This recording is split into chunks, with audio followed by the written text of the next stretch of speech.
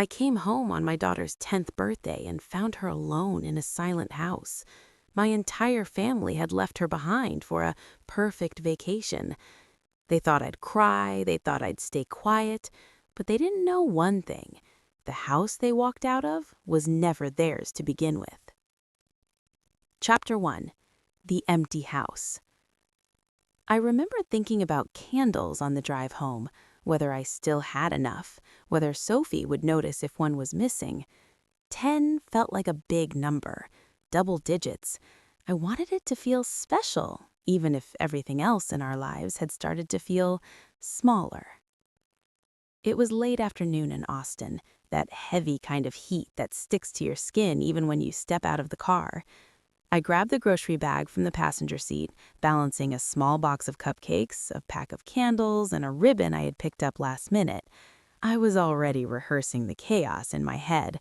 Ethan asking where something was, Linda correcting how I set the table, Kayla running through the house with something she wasn't supposed to have. Noise, movement, friction. Normal. I opened the front door and stepped inside, and everything stopped. No footsteps, no voices, no television humming in the background, no cabinet doors opening and closing, just silence. Not the peaceful kind, the wrong kind, the kind that feels like something has been removed. I stood there longer than I want to admit, one hand still on the doorknob, like maybe the sound would catch up if I gave it a second, like the house was buffering and I just needed to wait. It didn't. I closed the door behind me slowly. The click echoed louder than it should have. Something was off. I moved into the living room first. The throw blanket that Linda always left draped over the arm of the couch was folded neatly. The remote was placed perfectly in the center of the coffee table. No shoes by the entryway, no purse on the chair, no half-empty mug sitting where someone had called it rinsed. I shifted the grocery bag to my other arm and walked into the kitchen. The counters were clear, the sink was empty, the trash can wasn't even slightly open. They didn't leave in a rush. I set the bag down slowly on the island, my chest tightening in a way I couldn't quite name yet. I glanced toward the hallway, still nothing. No movement, no sound. "Hello?" I called out, and my voice sounded too loud, like it didn't belong in the space anymore. No answer. I took a few steps down the hall, my eyes catching on the coat hooks. Empty. Completely empty. Linda had always insisted on hanging coats properly, correcting everyone else while somehow leaving her own wherever gravity allowed. Now there was nothing there at all. I moved faster. Bedroom doors open. No one. Bathroom empty. Lights off. By the time I reached the end of the hallway, my pulse had started to pick up. Not fast, not panicked, just enough to make everything feel sharper. Then I heard something behind me. A soft shuffle. I turned. Sophie stood in the doorway of her room. Her hair was tangled from sleep, falling unevenly over her shoulders. She was still in her pajamas, the pale blue ones with the tiny stars she had picked out herself. Her hands were wrapped tightly around her phone, fingers gripping it like it was the only thing keeping her steady. She wasn't crying. That was the first thing I noticed. Not the silence, not the fact that she was alone. It was the way she wasn't crying. Her eyes were glossy, like the tears had come and gone and decided not to stay. Her mouth was pressed into a thin line, like she was holding something back that had nowhere to go. That scared me more than anything else in that moment. "Sophie," I said, softer now, stepping toward her, "what's going on?" She didn't answer right away. She just looked at me, still, like if she moved too quickly she might fall apart. "Where is everyone?" I asked again. Her throat moved as she swallowed. She blinked once hard. "They left," she said finally. "Left?" Her voice was small but steady in a way that didn't feel right. "They went on a trip," she added, eyes dropping to the phone in her hands, like she needed to check the words before she said them. "A trip?" I felt something cold slide through my chest, slow and deliberate. "What do you mean they went on a trip?" She hesitated, then lifted the phone slightly, like she was showing me something without actually handing it over. "It's a birthday trip," she said. "For you?" She shook her head. "No." Just that one word, quiet, final. I stared at her for a second longer than I should have, waiting for the rest of the explanation to appear, waiting for something that would make it sense. A misunderstanding, a mix-up, a detail I was missing. There wasn't one. I reached for her phone. She let me take it. The screen was already open, a social media app, a post at the top. Linda's account. "Family is everything," the caption read, followed by a red heart and a sun emoji. "Birthday getaway." The picture showed all of them standing in front of a resort pool somewhere bright and polished and far away from here. Ethan with his arm around Kayla, Linda and Gary smiling like this was exactly what things were supposed to look like. No Sophie. No empty space where she should have been. No hint that anything was missing. Just a complete, finished image. I scrolled slightly. More posts. Same thing, same smiles, same absence. My fingers went still on the screen. They didn't forget her. They edited her out. I handed her phone back slowly, careful with the way I moved, like anything too sudden might break something that was already fragile. "When did they leave?" I asked. "This morning," she said. "Did they say anything?" She nodded, then shook her head like she wasn't sure which answer was more accurate. "They told me to keep sleeping," she said, voice quieter now, like she was trying to remember it the right way. "They told me to keep sleeping." Keep sleeping. I repeated the words under my breath, feeling them settle in a place that didn't feel good. "I thought maybe," she added, her voice catching just slightly this time, like the edge of something finally slipping through. "I thought maybe you knew." I didn't. That realization landed hard. I didn't know. They had made a plan, packed, left, and never once thought I needed to be part of that conversation, not as a mother, not as someone who lived in this house, not even as an afterthought. I looked at Sophie again. "How long have you been awake?" "A while," she said. "Did you try calling them?" She hesitated, then shook her head. "I didn't want to bother them," she said quickly, like she needed me to understand that part. "They were probably busy." Busy. The word echoed in my head in a way that didn't sit right.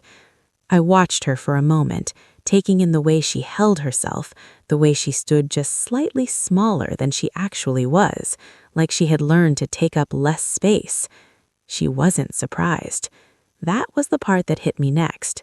She was hurt, yes, confused, maybe, but not surprised. That meant this wasn't new. This was just the clearest version of something that had been happening for a long time. I felt my grip tighten on nothing, fingers curling against my palm. I should have seen it sooner. I should have named it sooner. Sophie shifted her weight, glancing back toward the empty living room, the perfectly arranged space, the absence that now felt intentional in a way I couldn't ignore. This wasn't an accident. This wasn't poor communication. This was a decision. And somewhere in that decision, my daughter had been left behind. I took a slow breath, feeling the weight of it settle in place, not all at once, but enough to know it wasn't going anywhere. And somehow, deep down, beneath the shock and the quiet and the questions, I had the distinct, unsettling sense that this wasn't even the worst part. If this story touched you, please subscribe and let someone out there feel less alone. Thank you. Chapter 2. The Slow Disappearance. It hadn't started with something obvious. There was no single moment I could point to and say that was when everything shifted. No argument, no betrayal loud enough to echo. It was quieter than that, subtle, almost polite. When Linda and Gary moved into our house in early 2021, it was supposed to be temporary. That was the word Ethan used. Just a few months while they figured things out. Downsizing, he said. Selling the old place, finding something closer to us. It made sense on paper. It even sounded generous. We had the space. The guest room sat empty most of the time, and I didn't want to be the person who said no to family, not when Ethan looked at me like it was such a simple, reasonable ask. So I agreed. At first, it felt like an adjustment. A little tighter, a little louder, but manageable. Linda brought her routines with her. Gary brought his quiet presence, always in the background, reading or watching the news. Kayla spent more time in the common spaces, drawn to her grandparents like she always had been. Sophie stayed close to me. I told myself it just needed time. The first shift was so small I almost missed it. One evening, Sophie had her shoes on the couch, something she knew not to do. I walked over and gently reminded her to take them off. Before she could even respond, Linda's voice cut in from the kitchen. "Oh, it's fine," she said lightly, barely looking up from what she was doing. "She's just a kid." I paused, waiting for her to finish, expecting maybe a follow-up, a correction, something that acknowledged what I had said. There wasn't one. Sophie hesitated, then slowly slid her feet back onto the cushion, glancing between us. I let it go. It wasn't worth making it into something. That became a pattern. I would set a boundary, Linda would soften it, redirect it, dismiss it in a way that sounded kind if you weren't paying attention. If Sophie stayed up past her bedtime, Linda would smile and say it was a special night. If Sophie didn't finish her homework, Gary would shrug and say she could do it later. If Sophie spoke out of turn and I corrected her, Ethan would step in. "I've got it," he would say, his tone casual, like he was helping, like I needed the assist. And then he would handle it in a completely different way, one that made my voice feel unnecessary. I started noticing how often I was interrupted, not loudly, not aggressively, just enough to redirect the conversation away from me. At dinner, I would begin a sentence and Linda would finish it differently. When Sophie asked a question, Linda would answer before I could. When I tried to explain something, Ethan would rephrase it, like my version needed editing. No one ever said I was wrong. They just made it so I didn't matter. There were no fights, no slammed doors, no raised voices, just a slow erosion. Kayla, on the other hand, was never corrected in front of them. If she talked back, it was brushed off as attitude. If she ignored instructions, it was independence. Linda would laugh, Gary would smile, Ethan would shrug it off. Sophie noticed. I could see it in the way she watched those interactions, quiet, observant, absorbing more than anyone realized. The invitations were the next thing. It started with small outings, ice cream runs, quick trips to the store. Linda would call out to Kayla from the hallway, "We're heading out, sweetie, come with us." Sophie would look up from whatever she was doing, hopeful for just a second. "Can I come?" she would ask. Linda would smile, that same gentle, almost apologetic smile. "Not this time, honey. This is just a quick trip." And then they would leave. It didn't happen once or twice. It became normal. Sophie stopped asking after a while.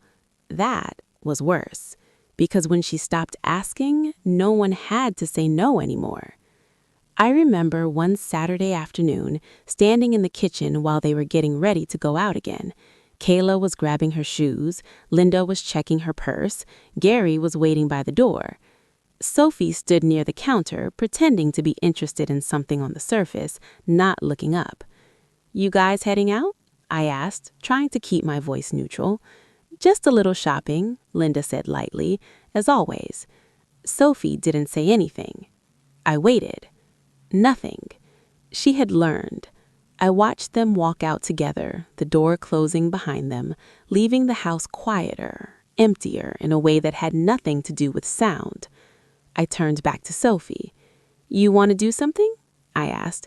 She shrugged, not looking at me. "I'm okay," she said. She wasn't, but she didn't know how to say that anymore. By the time I noticed how often I was swallowing my own responses, it had already become a habit. I chose my words more carefully.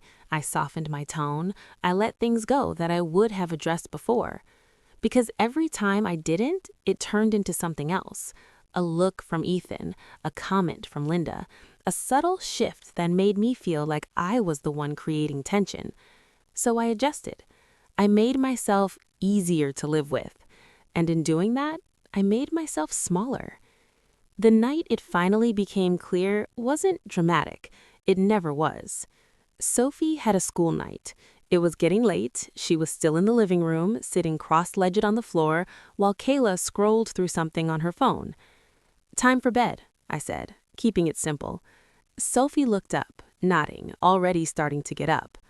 "Oh, she can stay up a little longer," Linda said from the couch, her voice soft, almost amused. "It's not that late." It was late. Sophie paused mid-movement, caught between us. "She has school tomorrow," I said, still calm, still measured. Ethan didn't even look up from his phone. "It's fine, Alara," he said. "We'll handle it." We. The word landed harder than it should have. I stood there for a second, feeling the weight of it settle into place.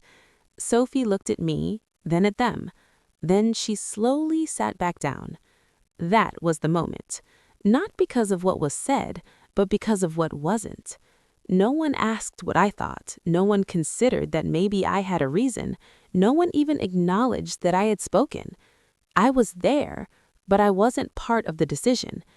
I didn't argue. I didn't push. I turned and walked down the hallway instead, each step quiet against the floor, my mind trying to make sense of something that no longer felt accidental. In the bedroom, I sat on the edge of the bed, staring at nothing. I could still hear them in the living room, laughter, casual conversation, the normal rhythm of a family that didn't feel disrupted at all, like nothing had just happened, like I hadn't just been erased from the room. I paid for this house. The thought came out of nowhere, sharp and clear. The mortgage, the bills, the insurance, all of it ran through accounts in my name. The house itself had been mine long before Ethan and I got married, a gift from my parents, transferred into my name in 2016, protected, documented, secure. And yet, I had just stood in my own living room and watched someone else decide what was allowed. I had asked for something simple and been overruled, not loudly, not aggressively, just enough to remind me where I stood. I leaned back slightly, pressing my hands against the mattress, grounding myself in something physical, something real. Somewhere along the way, I had stopped being the owner of this space and become someone who asked permission to exist in it. That realization didn't hit all at once. It settled, slowly, like everything else had. I didn't disappear overnight. No one wakes up one day and decides they no longer belong in their own life.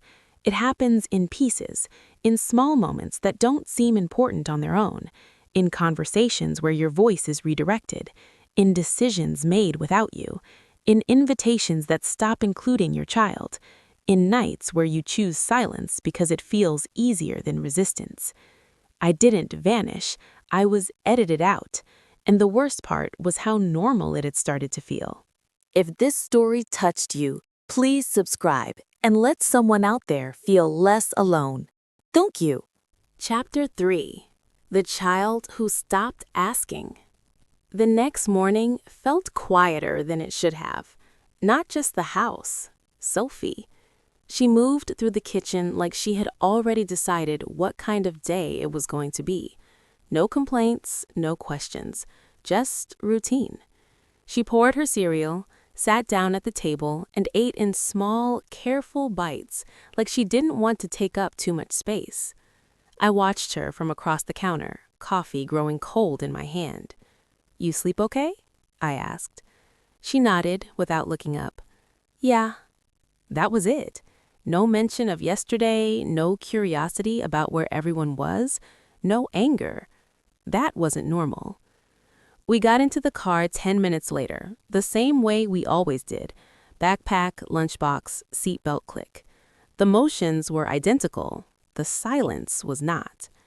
Austin traffic moved slowly that morning, the kind of steady crawl that usually gave me time to think, but all I could focus on was Sophie sitting beside me, staring out the window like she was watching something I couldn't see. "You sure you're okay?" I asked again, softer this time. She nodded. "I'm fine." There was a pause. Then she added, almost like she was reminding herself, "They were just busy." I tightened my grip on the steering wheel. Busy. We pulled up to Barton Creek Elementary a few minutes later. Kids were spilling out of cars, backpacks bouncing, voices loud and unfiltered in a way that felt almost foreign compared to the quiet in ours. Sophie unbuckled her seatbelt. "Hey," I said gently. She turned toward me. "If anything feels off today, you can tell me, okay?" She hesitated, then gave a small nod. "Okay."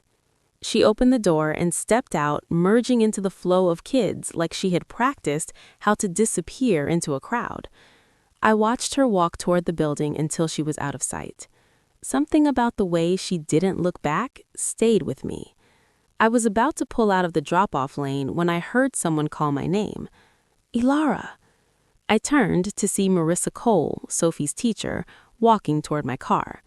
She leaned slightly toward the open window, her expression polite but careful, like she had already decided this wasn't a casual conversation. "Do you have a minute?" I nodded, stepping out of the car and closing the door behind me. "Is everything okay?" I asked. Marissa paused for a second, choosing her words. "Sophie's been a little quieter than usual," she said. That didn't surprise me. "She's always been quiet," I replied. "Yes," Marissa said gently, "but this feels different." There was a brief silence. "Yesterday, during recess, another student asked her something," she continued. My stomach tightened. "What kind of question?" Marissa shifted slightly, her voice lowering. "He asked if her family forgot her." The words landed heavier than I expected. I felt it in my chest first, then in my throat, like something was trying to rise up and couldn't find a way out. "What did she say?" I asked. Marissa looked at me, her expression soft but steady. "She said they were busy." Of course she did. I let out a slow breath, trying to keep my face neutral. "Kids say things," I said, more to fill the space than anything else. "They do," Marissa agreed, but it wasn't just what she said, it was how she said it. I looked at her.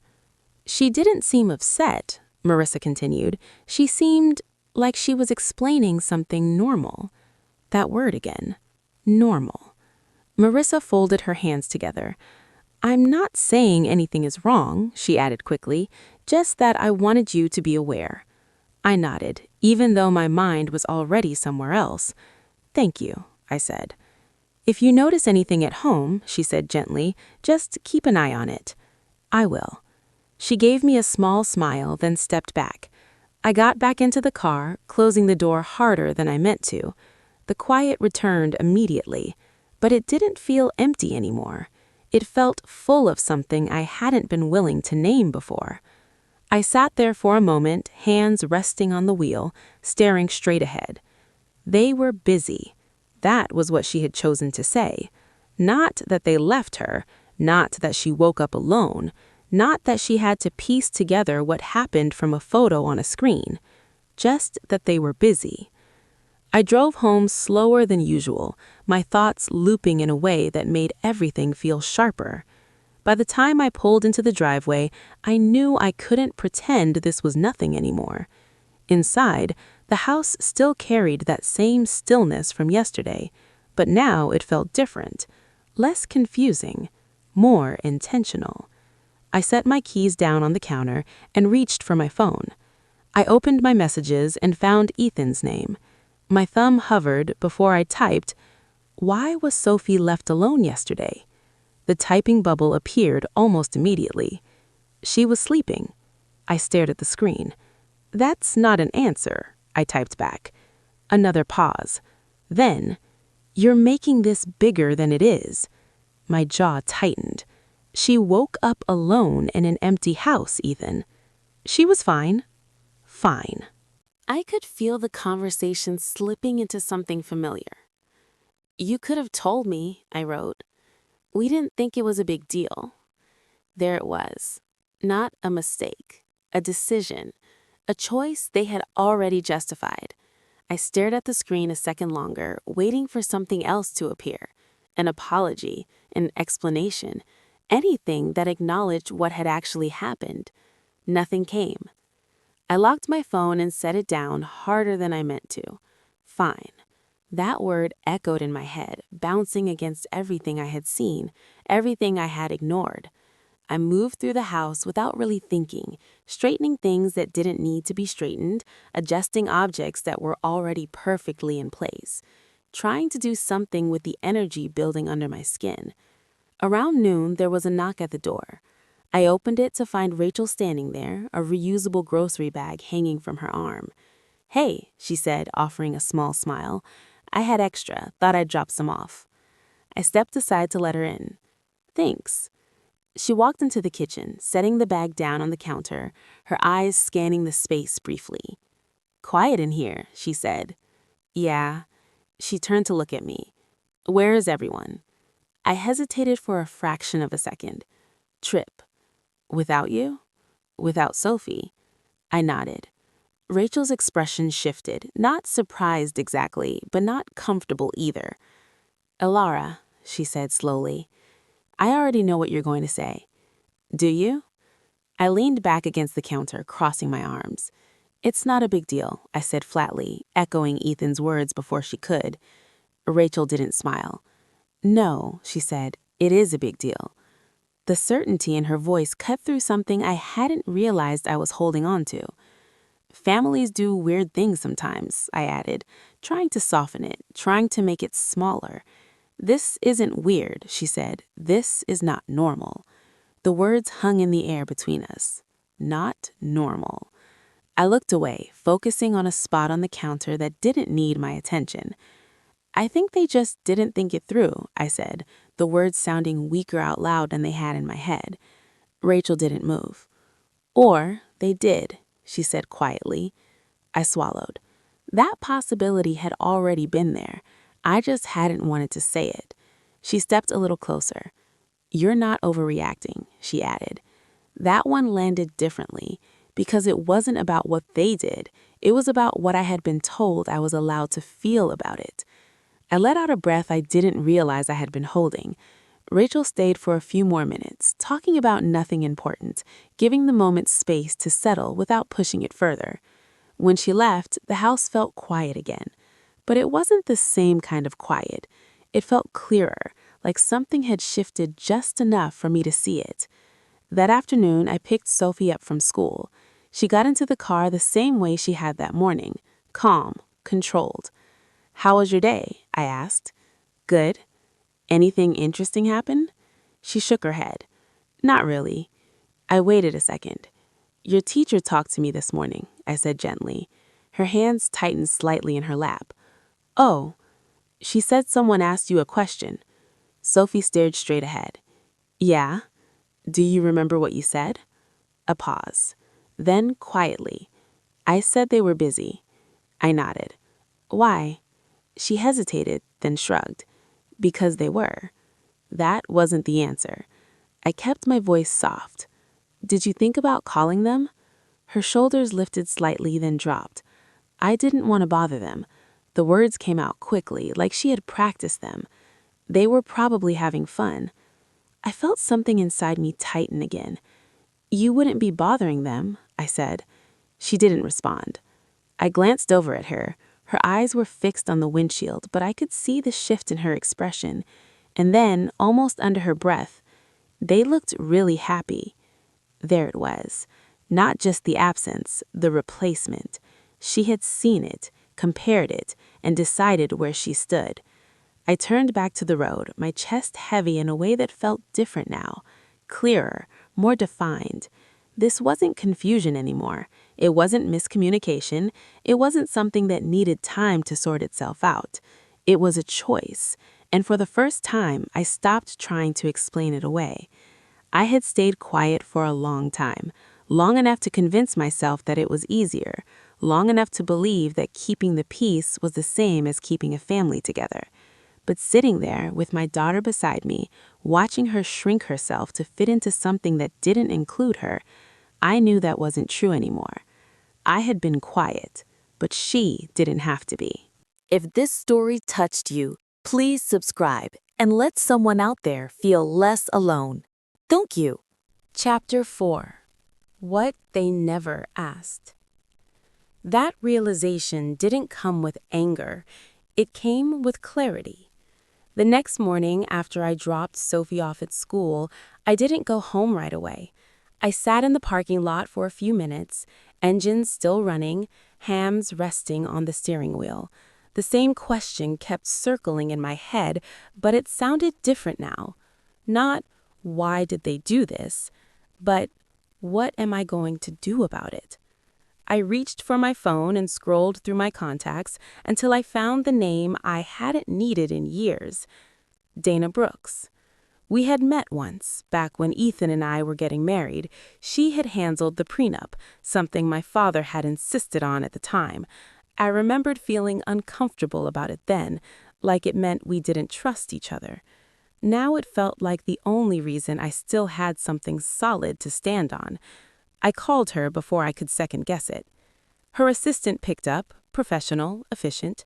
I gave my name, explained briefly, and within a few minutes I had an appointment for that same afternoon. By the time I got to her office, the weight in my chest had shifted. Not lighter, just more focused. Dana's office was on the second floor of a small building downtown. Clean lines, neutral colors, nothing personal enough to distract from the work being done there. She greeted me with the same composed expression I remembered, calm but attentive. "Alara, it's been a while," she said, gesturing for me to sit. "It has." She settled into her chair across from me, folding her hands lightly. "What can I help you with?" I took a breath, steadying myself. "I need to understand something," I said, "about my house." Her expression didn't change, but I could see the shift in her focus. "Go on." I explained the situation. Not everything, just enough. The move-in, the dynamic, what had happened with Sophie. I didn't have to say everything out loud for her to understand what I was asking. When I finished, there was a brief silence. Then Dana reached for a file on her desk, flipping it open with practiced ease. "Your home was transferred into your name in 2016, she said, her voice clear and precise, "as a gift from your parents." I nodded. "Yes."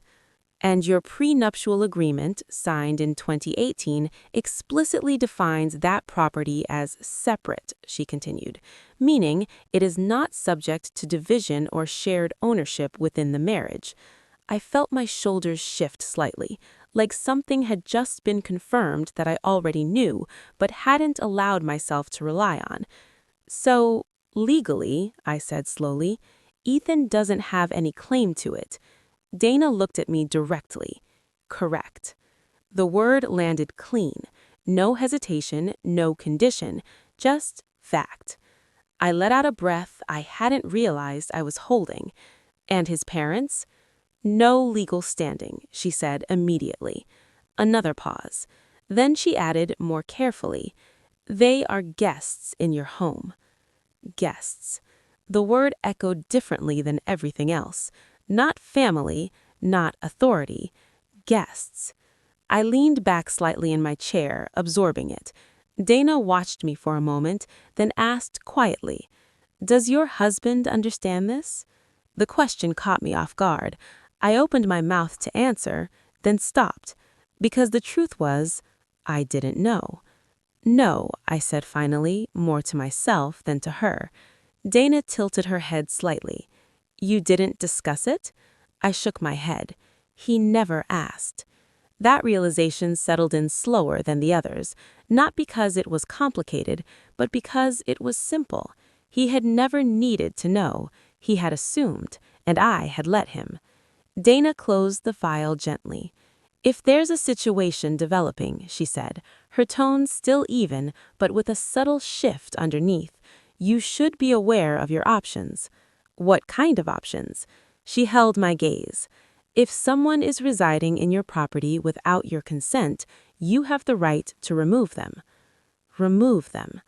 The words felt heavier than they should have, not because I didn't understand them, because I had never imagined I would need them. I nodded slowly. And if I don't? Dana didn't hesitate. Then the situation continues. No drama, no emphasis, just a statement of cause and effect. If you let this continue, she added, it won't stop. I sat there for a moment, letting that sink in. Not emotionally, logically. Because for the first time, I wasn't trying to decide how I felt about what had happened. I was looking at what it meant. When I left her office, the air outside felt warmer than it had that morning, or maybe I just noticed it more.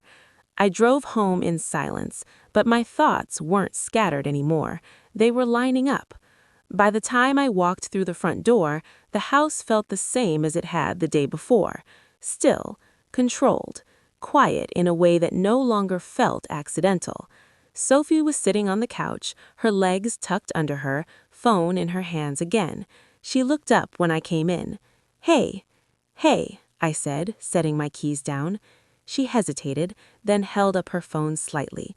Grandma posted again. I felt something tighten in my chest, but I kept my expression neutral. What did she post? She turned the screen toward me. Another picture. Same trip, same smiles, same people. Different angle. Still no Sophie. I watched her face instead of the screen. She didn't react the way I expected. No anger, no visible sadness, just a kind of quiet processing, like she was taking in the information and deciding where to put it. They look happy, she said softly. The words weren't bitter. They were observational. That made them worse. I walked over and sat beside her. Do you want to talk about it? I asked. She shook her head slightly. It's okay.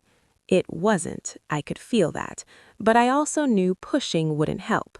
We sat there in silence for a moment, the weight of everything hanging between us. Then, after a long pause, she spoke again. If they don't want me, she said, her voice small but steady, are we still family? The question didn't come with tears, just confusion, pure, unfiltered confusion. I felt something in me shift again, not crack, not break, a line. I turned toward her, placing a hand gently over hers. I am your family, I said. She looked at me, searching my face. Just you and me? And the rest? I paused. The rest is something we decide. She didn't fully understand that, but she nodded anyway. That was enough for now. That night, after Sophie went to bed, I sat alone in the living room, the same room where I had stood before feeling like I needed permission to speak, the same room where I had watched my role shrink piece by piece. But it didn't feel the same anymore. Not because anything had changed physically, because I had. I leaned back against the couch, letting the thought settle fully this time.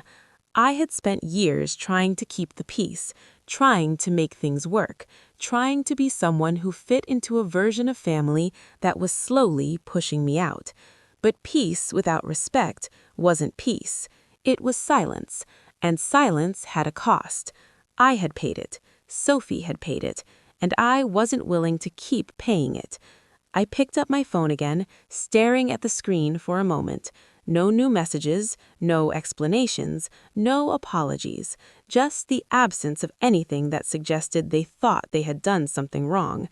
That told me everything I needed to know. This was not going to fix itself. It wasn't going to soften over time. It wasn't going to become something I could ignore. It was going to continue, unless I stopped it. I set the phone down slowly, my mind no longer circling the same questions.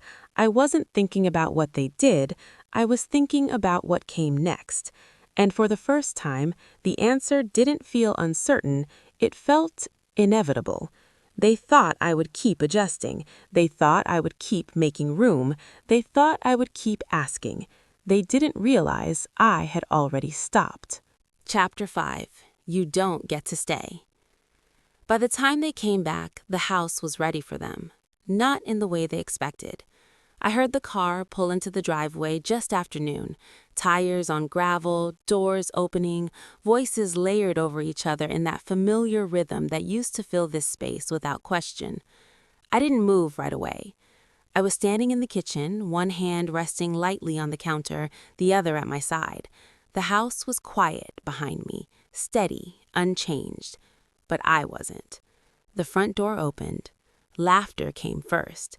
Then footsteps, then Linda's voice, bright and easy, like nothing had ever been wrong. "We're back!" I stayed where I was. They walked in like they always did, bringing the outside in with them. Bags, movement, energy. Kayla's voice overlapping with Gary's, Ethan saying something I didn't fully catch. Then they saw me. Everything slowed just slightly. Ethan stepped forward first, like he always did, already halfway into a smile that didn't quite reach his eyes. "Hey," he said, casual, like this was any other day. I didn't respond. Linda set her bag down on the chair, glancing at me with that same soft expression she used when she was about to smooth something over. "You've been quiet," she said lightly. "We figured you were just busy." Busy. The word hung there, familiar now. I looked at them. Really looked this time, not through them, not around them, directly at them. Sophie was upstairs. I had made sure of that. "We need to talk," I said. Ethan let out a small breath, already shifting into that tone I recognized. "Ilara, come on," he said. "If this is about the trip, it is." Linda sighed softly, like she had already decided how unnecessary this was. "You're being dramatic," she said. "Not unkind, just dismissive. It wasn't a big deal." Gary stayed quiet near the door, watching. Kayla hovered behind Ethan, uncertain. I didn't raise my voice. I didn't interrupt. I let them speak. Because for the first time, I wasn't trying to respond. I was waiting. Ethan ran a hand through his hair, glancing toward the kitchen like he wanted to move past this quickly. "She was sleeping," he said, like that explained everything. "We didn't want to wake her." I held his gaze. "She woke up alone," I said. "She was fine," he replied, his tone tightening slightly. "You're blowing this out of proportion." Linda nodded in agreement. "Kids are resilient," she added, like she was offering comfort, not correction. I felt something settle into place inside me. Not anger, not even frustration, just certainty. I stepped back slightly, reaching toward the edge of the counter where I had placed the folder earlier. It had been sitting there all morning, waiting. Ethan noticed the movement. "What is that?" he asked. I didn't answer right away. I walked over to the table instead, setting the folder down in the center, opening it slowly, deliberately. Paper against wood. A sound that seemed louder than it should have been. I slid the documents forward. Ethan frowned slightly, stepping closer. "Ilara, what are you doing?" "Take a look," I said. He hesitated, then reached down, flipping through the pages.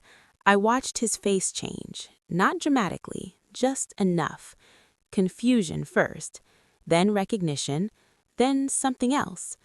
Gary moved closer, glancing over Ethan's shoulder. Linda stayed where she was, her expression tightening in a way that didn't match her tone from a moment ago. "What is this?" Ethan asked, though I could tell he already knew. "The deed," I said. He looked up at me. "And?" "The prenuptial agreement." There was a pause. A real one this time, not the kind they filled with dismissals or redirections. Silence. Ethan looked back down at the papers, slower now. Reading. Actually reading. Gary didn't say anything. Linda took a step forward. "I don't understand," she said, her voice sharper now. "What does this have to do with anything?" "Everything," I replied. Ethan let out a breath, shaking his head slightly. "You're not serious. This isn't—" He didn't finish the sentence, because there wasn't a version of it that worked. I leaned slightly against the back of the chair, steady. "This house is mine," I said. Ethan's eyes snapped up. That's not how this works. It is. His expression hardened. Ilara, this is my house too. There it was, the assumption, the certainty he had never questioned. I held his gaze. No, I said calmly, it isn't. Another silence. He looked back at the documents, flipping through them again, faster this time, like the answer might change if he looked hard enough. It didn't. Gary stepped back slightly. Linda's composure slipped just enough for it to show. That's ridiculous, she said. This is family. Family doesn't change paperwork, I said. Ethan looked at me again, something sharper in his voice now. You're really doing this? I didn't react to the tone. I didn't match it. I stayed exactly where I was. You don't get to stay in a house where my child wasn't welcome. The words landed clean. No raised voice, no hesitation, just a line. Linda let out a short, disbelieving laugh. Oh, please, she said. This is because of one trip. It's not, I said. Ethan shook his head, pacing once across the room. This is insane, he muttered. You're overreacting. No, I replied. I'm not. He stopped, turning back toward me. You can't just throw us out. I held his gaze. I can. Another pause. He looked at me like he was trying to find the version of me that would back down, the one who would soften, adjust, make it easier. That version wasn't there anymore. Kayla shifted behind him, her voice small. Dad. He didn't respond. Linda stepped forward again, her tone changing, less dismissive now, more controlled. We can talk about this, she said. There's no need to make decisions like this. I didn't move. I already have. There was a sound behind me, the front door opening again. I didn't turn. I didn't need to. I knew who it was. Ethan glanced past me, his expression shifting. Thomas and Evelyn stepped inside quietly, not rushing, not speaking, just present. Linda's eyes flickered, something unsettled moving through her expression for the first time. What is this? She asked. Support, I said simply. My father didn't say anything. My mother gave me a small nod. That was enough. The balance in the room shifted, not dramatically, but enough. Ethan looked between them, then back at me. You called them?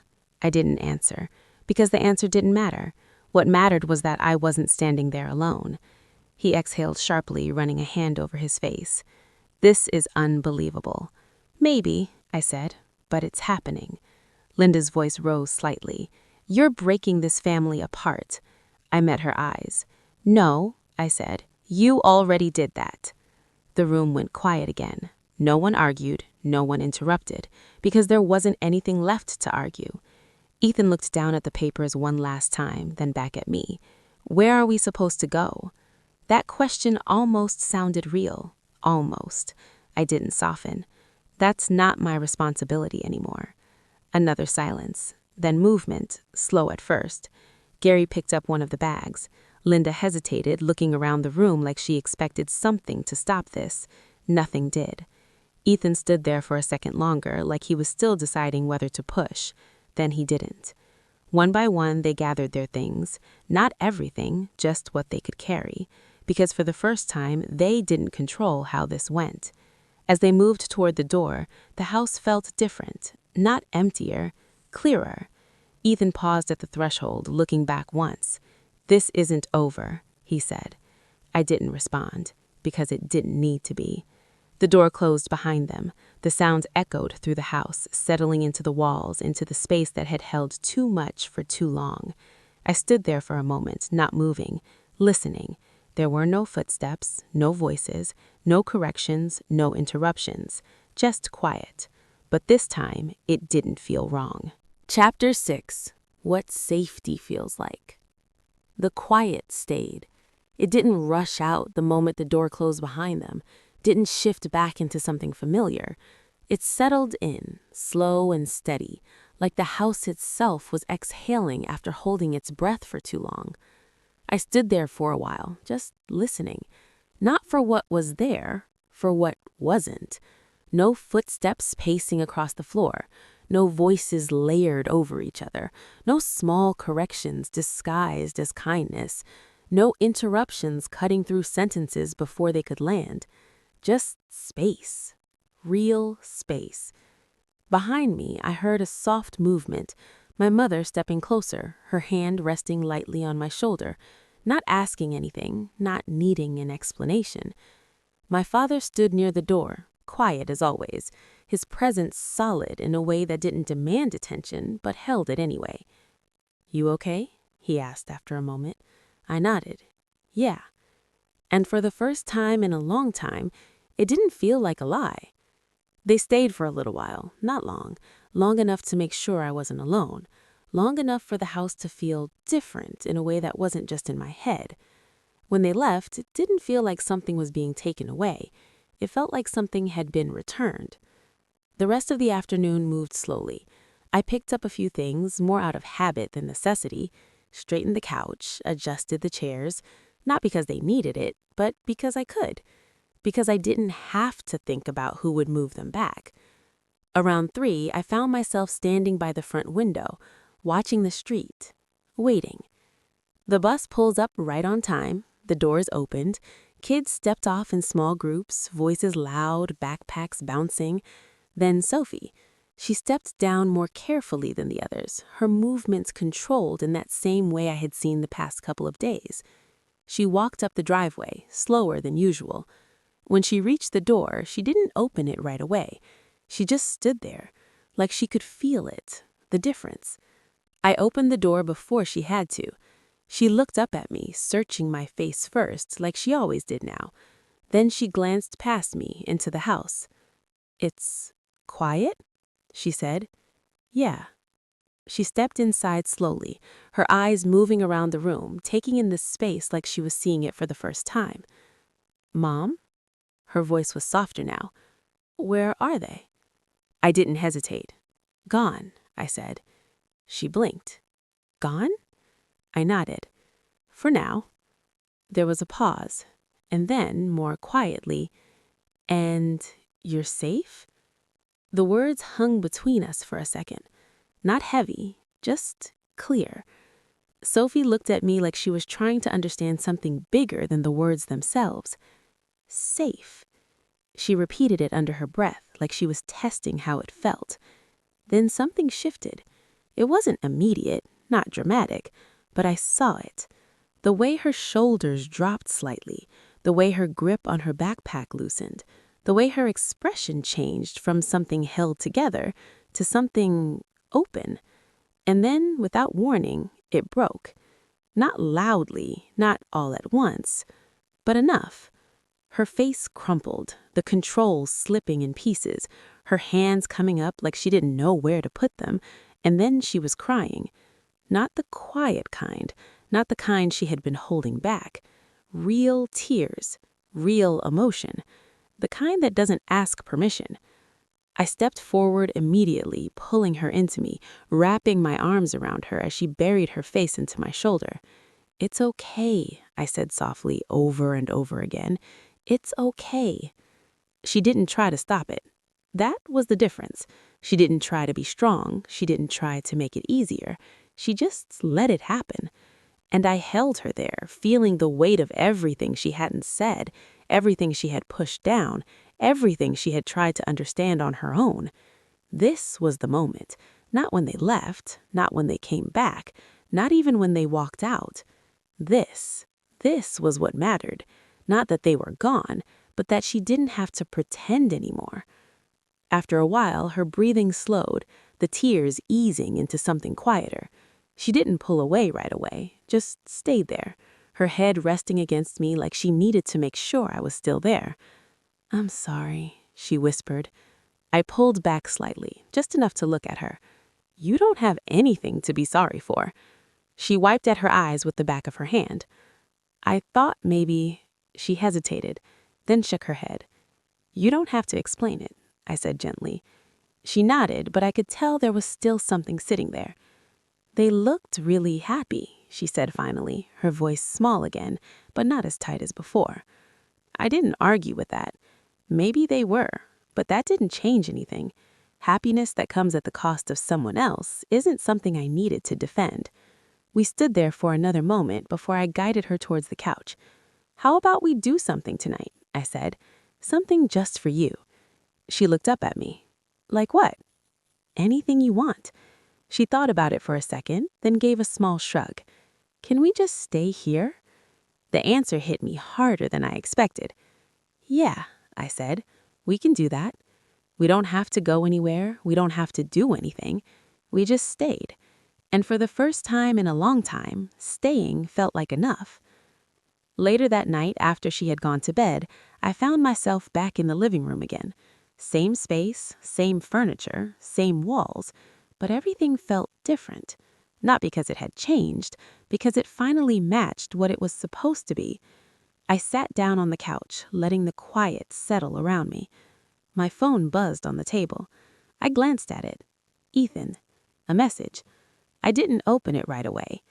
When I finally did, it wasn't what I expected. No anger, no demands, just a few words. "We need to talk." I stared at the screen for a second. Then I set the phone back down.